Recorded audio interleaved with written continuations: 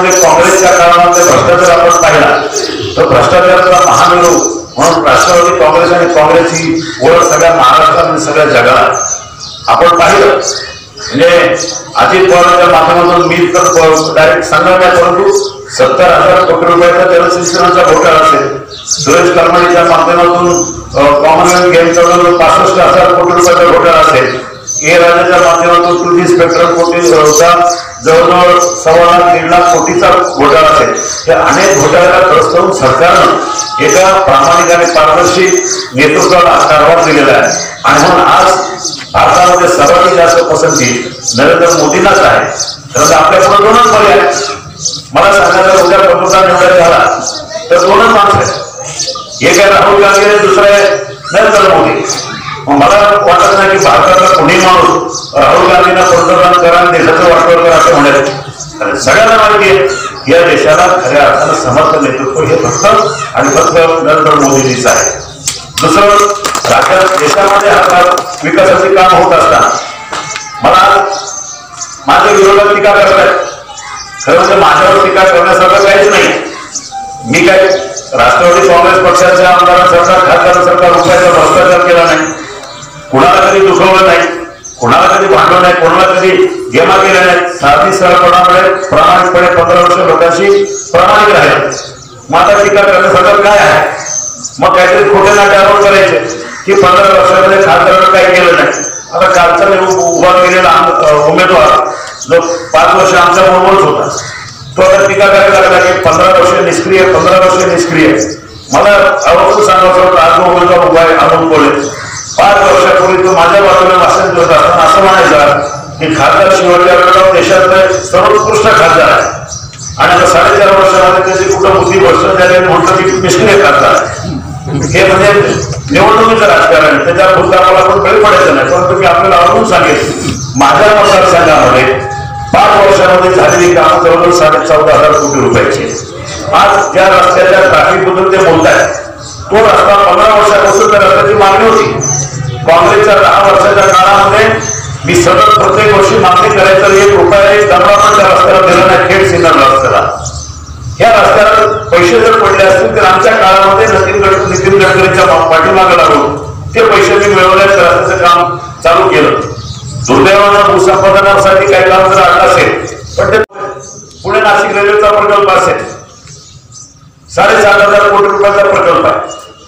मी 15 वर्ष मागणी करतो, 10 वर्ष तुम्ही काही दिलं नाही. काँग्रेस सरकारनं रुपयाचा प्रतिसाद न देता या सरकारने जवळजवळ 7,500 कोटी रुपयाचा हा माझा प्रकल्प मंजूर केलाय. अनेक केलेली रस्त्याची कामं असतील. आज माझ्या दृष्टीनं महत्वाचा भविष्यामध्ये या परिसराचा कायापालट होणारा जो रस्ता आहे तो आहे बनकर फाट्यापासून जुन्नर घोडेगाव ते भीमाशंकर. हा नव्यानं आपण सुचवलेला नॅशनल हायवे, हा जर नॅशनल हायवे झाला तर ह्या भागामध्ये खूप मोठ्या प्रमाणात लोकांचं परिवर्तन होईल, खूप मोठ्या प्रमाणात विकास होईल. अशा प्रकारच्या प्रयत्नांना सरकारनं मंजुरी दिली. जवळजवळ 983 कोटी रुपयाचा हा जवळजवळ 53 किलोमीटरचा रस्ता. सांगण्याचा उद्देश की ह्या काळामध्ये, ह्या 5 वर्षामध्ये सर्वाधिक जास्त कामं या सरकारच्या माध्यमातून झालेली आहे. आणि म्हणून आज त्यांच्यासमोर बोलण्यासारखं काही नाही. मग बैलगाड्याचा प्रश्न काढतात. आता पुणे जिल्ह्यातल्या प्रत्येक शेतकऱ्याला जर आपण छातीवर हात ठेवून विचारला किंवा बैलगाड्याच्या संदर्भामध्ये पाप कुणाचा आहे, बैलगाड्या शर्यती बंद कुणी आणल्या, बैलगाडा शर्यती चालवण्यासाठी प्रयत्न कोण करत आहे. दुर्दैवानं सुप्रीम कोर्टामध्ये केस आडली करावं लागेल अजून 2 महिने 4 महिने. पण त्याचा इलेक्शनचा मुद्दा करून लोकांना भावनिक साथ घालण्याचा प्रकार, खोटा प्रकार हा हे लोक करतात. सगळ्या जगाला, सगळ्या भारताला माहिती आहे, सगळ्या पुणे जिल्ह्याला माहिती आहे, बैलगाडा शर्यती बंद व्हाव्यात, बैलगाडा शर्यती चालू होऊच नये अशा प्रकारचे प्रयत्न हे राष्ट्रवादी काँग्रेस पक्षाचे सध्याचे आमदार असतील किंवा पवारसाहेब असतील किंवा अजित पवार असतील, यांची वेगवेगळी स्टेटमेंट पहा की बैलगाडा शर्यती ही बिकारपणाची लक्षणे त्यांना नादी लागू नका. आणि हीच मंडळी आता सांगतात की आम्ही वर्षभरामध्ये बैलगाडा शर्यती चालू करू. खरं म्हणजे हा कुठेतरी खोटारडेपणा आहे. आणि काही जरी झालं तर लोकांना माहिती आहे की बैलगाडा हे जर लोक पुन्हा सत्तेवर आली तर बैलगाडा शर्यती कायची बंद करून टाकल्याशिवाय राहणार नाही याची मला पूर्ण खात्री आहे. म्हणून अशा या भूलथापांना बळी न पडता यांना थारा देऊ नका. आणि कुठल्या परिस्थितीमध्ये या देशाला ज्या नेतृत्वाची गरज आहे त्या नरेंद्र मोदींचे हात बळकट करण्यासाठी या विभागाचा खासदार म्हणून 15 वर्ष तुम्ही मला पाहिलं. प्रत्येक गावामध्ये पोहोचले, प्रत्येक गावामध्ये खासदार निधी आहे, प्रत्येक गावामध्ये माझं संपर्क अभियान आहे, गव्हर्नमेंट दौरा आहे आणि लोकांसाठी 24 तास मी उपलब्ध आहे. आज मला सांगा, अभिनेता म्हणून आपण उभा राहिलेला माणूस आहे, हा काय रात्री अपरात्री आडी अडचणी धावून जाणार तुमच्याकडे येणार नाही. त्याला फिल्म शूटिंग मध्ये जर बिझी असेल, मग असे जयसिंग सेठला सांगितलं कार्यक्रमाला जर बोलवलं तर लाख लाख रुपये मागतो. मनापासूनचा मी खासदार आहे, विरोधी पक्षाचा खासदार असताना मी त्या काँग्रेस सरकारची कामगिरी पण जवळून पाहिली आणि त्या तुलनेमध्ये गेल्या 5 वर्षाचा कारभार या सरकारचा मी अतिशय जवळून पाहिला. म्हणजे 2 सरकार वेगवेगळ्या विचाराची असताना खऱ्या अर्थानं न्याय देण्याचं काम देशाला नरेंद्र मोदींच्याच नेतृत्वाखाली एनडीए सरकारने केलं होतं आपण सगळ्यांनी पाहिलं. शेतकऱ्यांसाठी अनेक योजना आहेत. खरं म्हणजे शेतकरी ह्या केंद्रबिंदू मानून अनेक महत्वाच्या योजना, त्यामध्ये कर्जमाफी असेल. कर्जमाफीवर टीका करताना राष्ट्रवादी काँग्रेस पक्षाचे हल्लाबोल आंदोलन असेल किंवा परिवर्तनाची आंदोलन असतील, या आंदोलनामधून खोटा नाटा अपप्रचार करताना मला आपल्याला अजून सांगावं वाटतं की ह्या सरकारनं कर्जमाफी देत असताना योग्य शेतकऱ्यांना नियमाप्रमाणे झालं पाहिजे, त्याची कागदपत्राची तपासणी व्यवस्थित झाली पाहिजे. कारण काय झालं, 10 वर्षापूर्वी जी कर्जमाफी झाली ती काँग्रेसच्या काळात, त्या कर्जमाफी हा फक्त काही धनाढ्य शेतकऱ्यांना मोठा फायदा झाला. काही शेतकरी जे काँग्रेस आणि राष्ट्रवादी काँग्रेस पक्षाचे विचारते होते त्यांना भरमसाठ कर्जमाफी झाली. एक शेतकऱ्यांना 30-40 लाख रुपये मिळाले, पण गोरगरीब आहे तसंच राहिला. आणि म्हणून असं होता कामा नये, म्हणून या सरकारनं व्यवस्थितपणे तपासून कर्जमाफी जवळजवळ 24,000 कोटी रुपयाचं वाटप या सरकारनं केलेलं आहे. त्याच्याशिवाय आता जी सरकारनं शेतकऱ्यांसाठी योजना आणली, पंतप्रधान किसान सन्मान योजना, ही योजना म्हणजे अनुदान आहे. आज शेतकरी संकटामध्ये आहे, शेतकऱ्यांना शेतीच्या मालाला उत्पन्न भाव मिळत नाही. अशा परिस्थितीमध्ये शेतकऱ्यांचा हा व्यवसाय तोट्यात जात असेल तर त्याला काहीतरी मदतीचा हात सरकारनं दिला पाहिजे. या उद्देशानं ही योजना लागू केली. ज्यांचं क्षेत्र 5 एकरच्या आतमध्ये अशा शेतकऱ्यांना प्रत्येक वर्षी 6,000 रुपयाचं अनुदान हे थेट शेतकऱ्याच्या खात्यामध्ये देण्याचा हा मनोदय सरकारनं व्यक्त केला आणि गेल्या महिन्यापासून त्याचं कारवाई चालू पण झाली. आपल्याच गावामध्ये माझ्या माहितीप्रमाणे 600 शेतकऱ्यांना या योजनेचा लाभ आतापर्यंत झालेला आहे. यात सगळ्याच ठिकाणी झालेला आहे आणि प्रत्येक गावामध्ये यापासून ही सुरुवात आहे. आपल्याकडं 100-150 शेतकऱ्यांना हे पंतप्रधान किसान सन्मान योजनेचा फायदा 2000चा आपल्या गावामध्ये मिळाला आहे. घोडेगावामध्ये मला वाटतं 1000च्या वर शेतकऱ्यांचा लाभ झालेला आहे. मनसरमध्ये सुद्धा मोठ्या प्रमाणामध्ये, परिसरामध्ये प्रत्येक गावामध्ये काही ना काही शेतकऱ्यांना या योजनेचा लाभ झालेला आहे. ही योजना माझ्या दृष्टीने ही रक्कम जरी लहान असली तरी भारतभराचा सगळ्या देशाचा विचार केला तर 75,000 कोटी रुपये आणि हे 3.5 मंत्री असताना झाला नाही. हा विचार या सरकारच्या काळामध्ये झाला.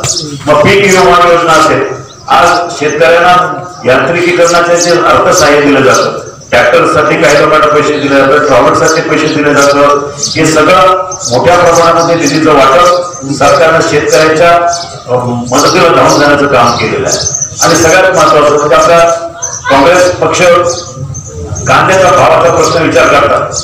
मी आपल्याला आवर्जून सांगेन, आम्हाला मान्य आहे कांद्याच्या भावामध्ये शेतकरी तोट्यात, शेतकऱ्यांना मोठं नुकसान झालं ही सुद्धा गोष्ट वस्तुस्थिती आहे.